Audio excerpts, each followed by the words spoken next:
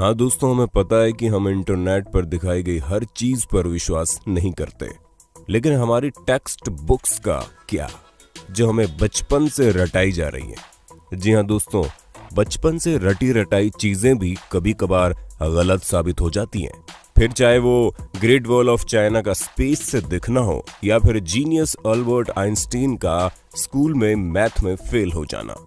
इसलिए दोस्तों दिल थाम कर बैठिए, क्योंकि आज हम आपको उन झूठ के बारे में बताने वाले हैं जिन्हें आप सदियों से सच मानते आ रहे हैं। और अंत में जो सच्चाई हमने आपके सामने रखी है ना, उसे जानकर आप हंसी से लोटपोट हो जाएंगे। दोस्तों, अगर हम आपसे पूछें कि इजिप्ट में बना पिरामिड किसने बनाया था, तो हमें पता आप यही जवाब देंगे कि इजिप्ट में रहने वाले मजदूरों ने मेहनत करके इस पिरामिड को तैयार किया था।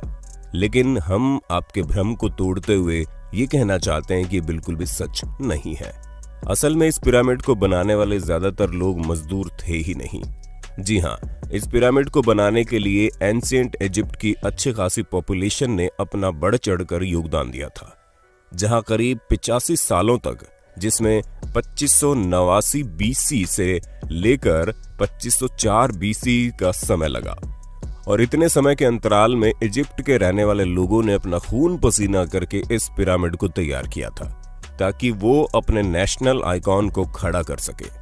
ऐसे में जो लोग इतने बड़े बड़े पत्थरों को नहीं उठा सकते थे, उन्होंने यहाँ पर काम करने वाले लोगों के लिए खाना, रहने और बाकी चीजों की व्यवस्था की।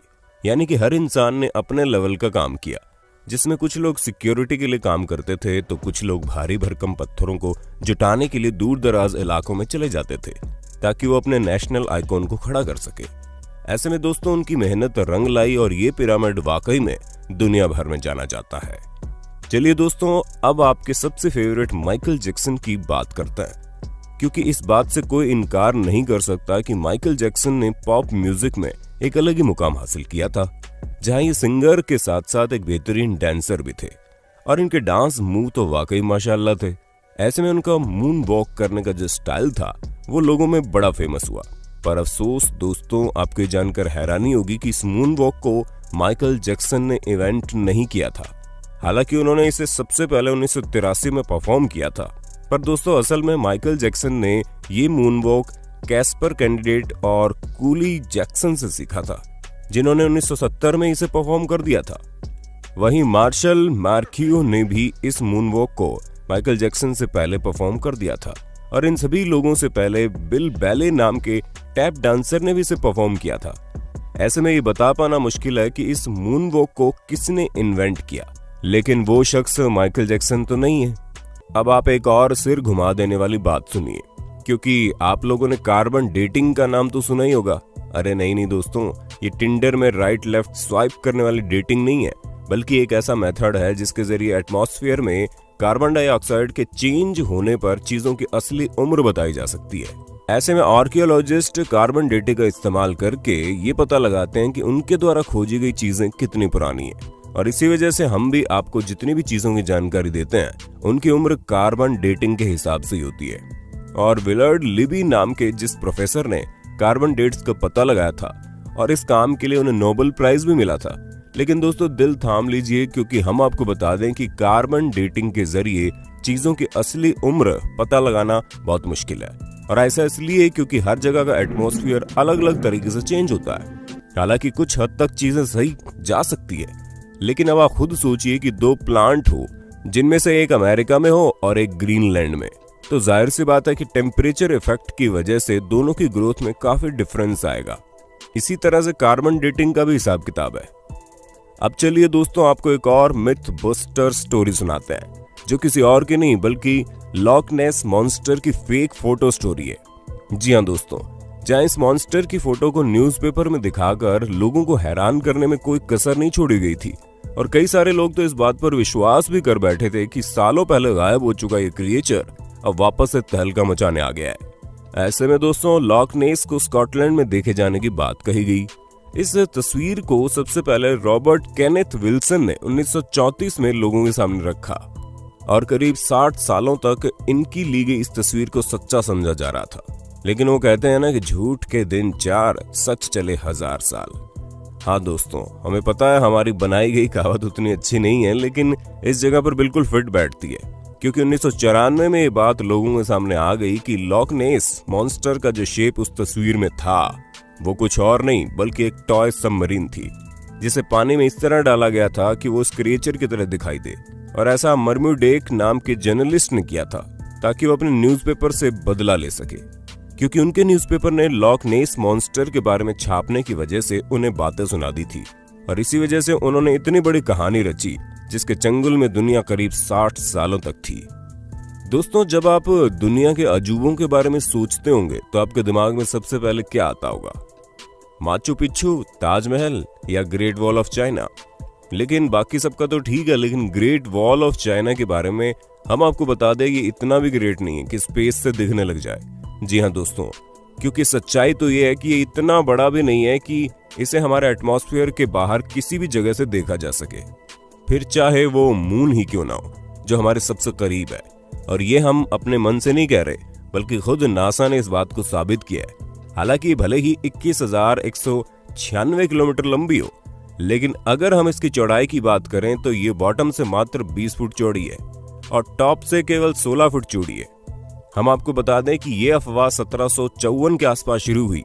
ऐसे में ये चीज हमारे चांद पर पहुंचने और स्पेस में सैटेलाइट पहुंचाने से बहुत पहले की बात है, तो ये सिवाय अफवाह के और कुछ नहीं है। अब भले ही हर साल यहाँ पर करोड़ों की संख्या में लोग आते हो, लेकिन अफसोस वो चाइना की जिस दीवार पर खड़े होते हैं वो स्पेस से तो नहीं दिखती।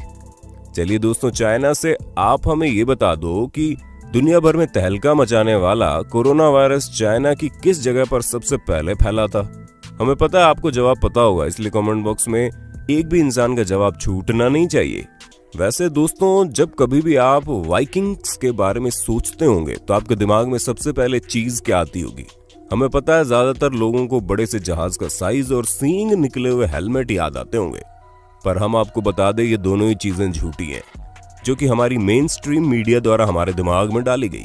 असल में कई सारे हिस्टोरियंस को वाइकिंग्स के समय के टूल्स मिले हैं, जिनमें से एक भी हेलमेट ऐसा नहीं मिला जिसमें सींग लगे हों। हालांकि ये माना जा सकता है कि वो लोग लड़ते टाइम खुद को बचाने के लिए हेलमेट का यूज करते होंगे, लेकिन इसका मतलब ये नहीं है कि उनके हेलमेट में ही डायरेक्ट सींग लगे हों। दोस्तों, ये जो अफवाह है ये तब से फैलनी शुरू हुई जब गुस्ताव मालस्ट्रोम नाम के आर्टिस्ट ने अपने आर्ट में वाइकिंग्स के हेलमेट में सींग लगा दिए, और तभी से लोग ये समझने लगे कि उनके हेलमेट में सींग होते थे, जबकि ऐसा कुछ भी नहीं है। तो दोस्तों, हमें पूरी उम्मीद है आपको अपने होस्ट और दोस्त सैम की वीडियो में मजा आ रहा होगा। अगर हाँ तो साथ ही वीडियो को लाइक करते चलिए, ताकि हम फ्यूचर में भी इसी तरह की इंटरेस्टिंग वीडियोस लाते रहें। दोस्तों, अब हम आपके दिमाग की सबसे बड़ी उपज को दूर करते हैं, क्योंकि कई सारे लोगों को ये सिखाया जाता है कि अल्बर्ट आइंस्टीन, जो कि इतने बड़े जीनियस थे, वो हाई स्कूल में बेसिक मैथ की वजह से फेल हो गए थे। तो दोस्तों, ये बिल्कुल गलत है। जी हाँ, ऐसा कुछ भी नहीं है, बल्कि आइंस्टीन तो उल्टा मैथ के जीनियस थे। जहां मात्र 15 साल की उम्र में उन्होंने मैथ में अपनी बहुत अच्छी पकड़ बना ली थी। अब दोस्तों, जाहिर सी बात है, जो शख्स फिजिक्स की दुनिया में इतनी बड़ी उपलब्धियां पाया हो, उसे बेसिक मैथ ना आती हो, वो भी हाई स्कूल के समय में, ये चीज थोड़ी सी खटकती है। पर हमें तो बुरा उन लोगों के लिए लगता है जो ये सोचते हैं कि उन्हें मैथ नहीं आएगी, फिर भी वो साइंटिस्ट बन जाएंगे। अरे दोस्तों, साइंटिस्ट बनने के लिए मैथ भी जरूरी है, ठीक उसी तरह जिस तरह सिंगर बनने के लिए अच्छा गाना जरूरी है, और डांसर बनने के लिए अच्छे मूव्स करने जरूरी हैं, क्योंकि ये सभी चीजें बेसिक्स हैं। दोस्तों, हमें पता है आपको इस बारे में कुछ भी पता नहीं होगा, लेकिन हम आपको बता दें कि 19वीं सदी के मध्य में अमेरिका में एक बहुत बड़ी अफवाह चली थी, जहां पर सिगरेट बेचने वाली कंपनियां एडवर्टीजमेंट में कहती थीं कि सिगरेट सेहत के लिए अच्छी होती है। जी हाँ दोस्तों, हैरान मत होइए, एक्चुअल में ऐसा होता था क्योंकि कुछ कंपनियां ये तक कहती थी कि डेंटिस्ट खुद लोगों को सिगरेट पीने की सलाह देते हैं और ये सेहत के लिए बहुत अच्छी होती हैं, जिससे टेंशन वगैरह भी कम होता है। और इस तरह के कई सारे एड कैंपेन उस समय चल रहे थे, जिसकी वजह से अमेरिका के करीब 45% लोग सिगरेट की लत लगा चुके थे। हालांकि अभी भी अमेरिका में सिगरेट पीने वालों की कोई कमी नहीं है, लेकिन उस समय पूरे 45% लोग सिगरेट पीते थे, यानी कि करीब 7 करोड़ लोग तो केवल सिगरेट ही पिया करते थे। वो तो बाद में पता चला कि ये सेहत के लिए हानिकारक है, जिससे भगवान आपको अपने पास जल्दी बुला लेते हैं, और इसी वजह से लोगों ने मरने के डर के कारण सिगरेट को टाटा बाय बाय कहना जरूरी समझा। पर शायद अभी भी कुछ लोग इस बात को नहीं समझते हैं। दोस्तों आज के लिए बस इतना ही। उम्मीद है आपको हमारी वीडियो पसंद आई होगी। अगर हाँ तो इस वीडियो के बारे में हमें कमेंट करके जरूर बताना और ऐसे इंटरेस्टिंग वीडियोस लगातार देखने के लिए हमारे चैनल को लाइक शेयर और सब्सक्राइब करना बिल्कुल ना भूलें। धन्यवाद।